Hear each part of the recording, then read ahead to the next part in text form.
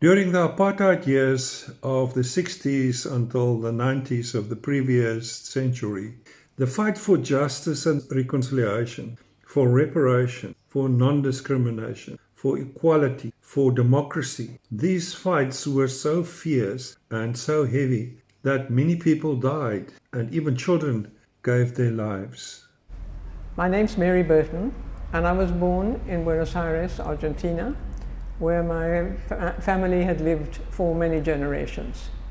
My maiden name was Ingouville, a French name. My father's family were Huguenots from Jersey. I remember the day that I disembarked in Cape Town, October the 10th, 1960.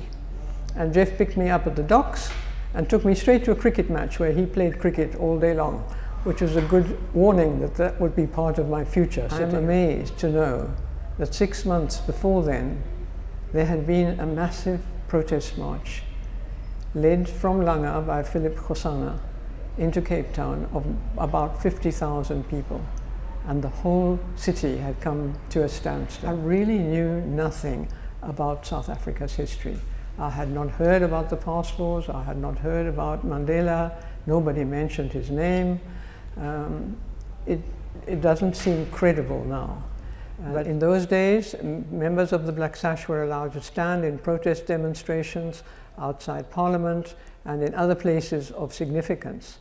And the first protest stand that I ever took part in was held in Cork Bay, which is a small and very beautiful fishing village in the southern side of Cape Town.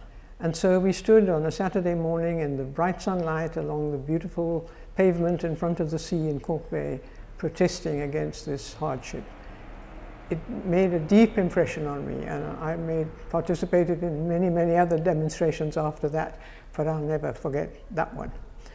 My name is Dion Kitching, and I was born and bred here in South Africa. My experiences, even as a white person during those years, fueled my passion to tell the stories of people who during those times, like a person like Mary Burton, stood up and fight with everything that they've got against the regime. Well, during the terribly repressive years in Cape Town, and all through the country, but Cape Town is what I know, there were mass protests led by first students arising out of the student movement, and then community organizations being grouped in. Many of the leaders of those organizations told us that they valued the presence of Black Sash women, because when white women were there, there was less chance of violent behavior by the police.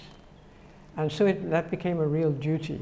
After President Mandela was installed as the new president of South Africa, and it was not for so many months that the legislation was promulgated to establish the Truth and Reconciliation Commission.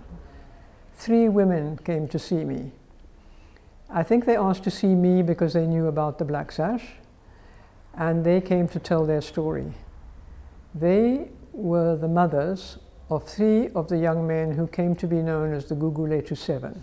My memories of the Truth Commission are of very hard work, of listening to an incredible amount of anguish and pain, and of trying to reach the conclusion of each person's story in a way which would satisfy them.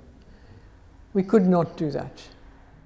I'm excited to invite you to co-produce this documentary film about Mary G. Burton, the woman of the Black Sash, the woman of truth, so that generations to come all over the world can share in the story that one woman fight a devilish system like apartheid in South Africa.